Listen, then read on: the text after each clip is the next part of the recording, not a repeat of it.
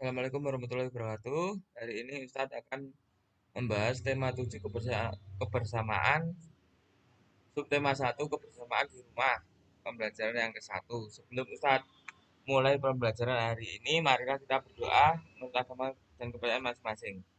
Doa mulai. Doa selesai. Nah, perhatikan gambar di bawah ini. Gambar pertama yaitu kebersamaan di rumah. Gambar kedua yaitu kebersamaan yang di sekolah.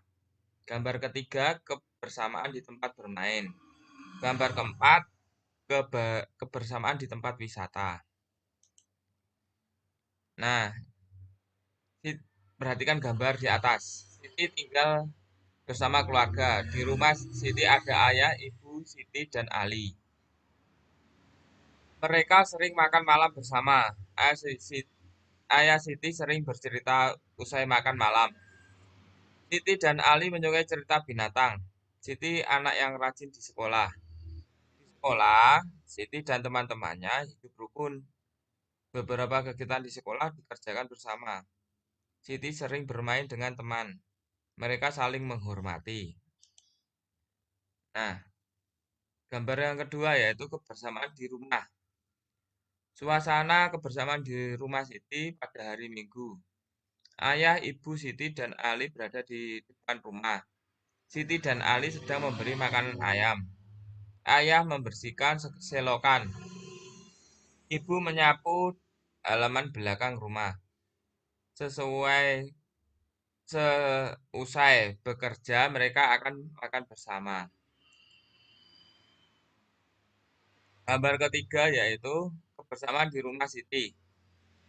Ayah Siti pandai mendongeng. Siti sangat suka dengan dongeng. Hampir setiap minggu ayah Siti mendongeng. Seusai mendongeng, ayah Siti menceritakan isi dongeng.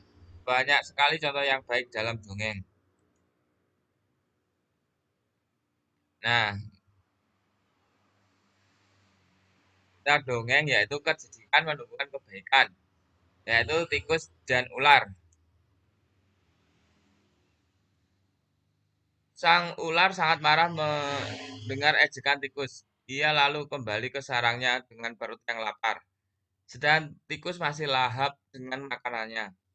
Waktu terus berjalan, tetapi ular tidak juga menemukan makanannya. Ia juga enggan untuk keluar dari sarangnya. Sementara itu, tikus sudah lelap dalam sarangnya. Ular yang masih dalam keadaan lapar segera mengendap-endap mendekati sarang tikus. Meski ia sangat kesal terhadap tikus, dan kini ular telah berada di sisi tikus yang sedang tidur pulas. Hei tikus, kata ular, aku sudah berada di sebelahmu dan siap menyantapmu.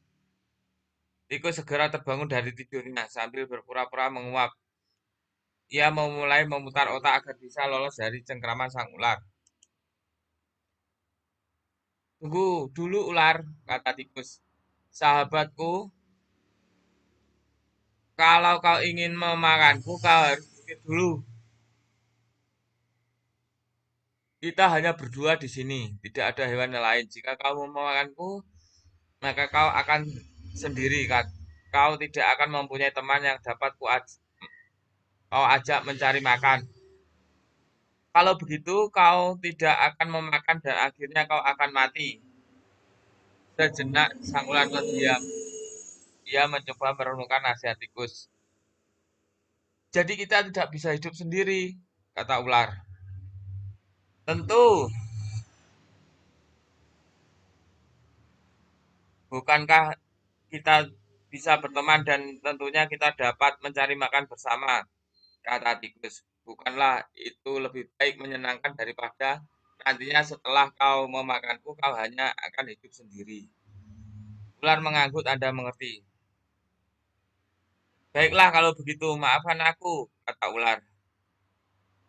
Tikus, tikus pun memakan ular. Mereka tersenyum bahagia kemudian beranjak mencari makan bersama. Karya Nur Ngaini Solihat 2007. Apa itu dongeng? Dongeng adalah cerita yang belum diketahui kebenarannya. Salah satu contoh dongeng adalah fabel, yaitu cerita yang tokohnya hewan atau binatang. Dongeng fabel ada ciri-cirinya. Simak penjelasan berikut. Ciri-ciri fabel. A. Menggunakan hewan sebagai tokoh cerita. B. Tokoh hewan memiliki karakter dan sifat seperti manusia. C. Memiliki alur cerita. D. Memiliki pesan-pesan kebaikan di dalam cerita. Dalam dongeng ada unsur-unsurnya yaitu tokoh, tokoh yang berperan dalam cerita tersebut. B. Latar tempat kejadian dongeng. C. Watak sifat dari masing-masing tokoh dalam dongeng. D. Amanat atau pesan dalam sebuah cerita atau dongeng. Nah, sekarang ibu menghidangkan 3 buah kue donat. Setiap kue dipotong menjadi 2 potong sama besar. Siti, Ali, dan Ayah mengambil masing-masing 1 potong. Siti sangat senang bersama keluarga di rumah. Nah, mengenal pecahan. Gambar pertama yaitu donat utuh, kemudian dibagi 2, yaitu menjadi setengah. Yang gambar kedua, donat utuh ini bukan dibagi 2 atau bukan setengah. Nah, ini donat ini 1 dibagi 2 ini sama besarnya. Nah, ini dinamakan setengah. Setengah dapat dibaca setengah atau 1/2. Nah, buah donat dibagi menjadi 2, bagian yang sama besar bagian disebut yaitu setengah bagian. Siti memiliki kertas berbentuk persegi panjang, kemudian kertas dihias potong menjadi 2 bagian sama besar. Dan potongan kertas adalah titik-titik bagian. Nah, ini 1 dibagi 2 setengah setengah, jadi setengah bagian. Nah, Siti memiliki kue donat. Siti ingin mendapatkan setengah bagian dari kue tersebut, harus memotong kue tersebut menjadi 2 bagian sama besar. Nah, ini perhatikan. Dibagi sama besarnya, bagi 2, setengah tambah setengah. Agar mendapat kue setengah bagian, maka kita harus membagi 2 kue tersebut dengan ukuran sama besarnya. Ini perhatikan. Kita punya 1 dibagi 2 sama besarnya, yaitu setengah setengah. Nah, hasilnya setengah bagian dari gambar berikut. Ini contoh, saat sudah kasih contoh gambar-gambar dari setengah bagian, dari persegi, persegi panjang, lingkaran. Nah, itu tadi pembelajaran tema 7 kebersamaan, sub tema 1 kebersamaan di rumah. Assalamualaikum warahmatullahi wabarakatuh.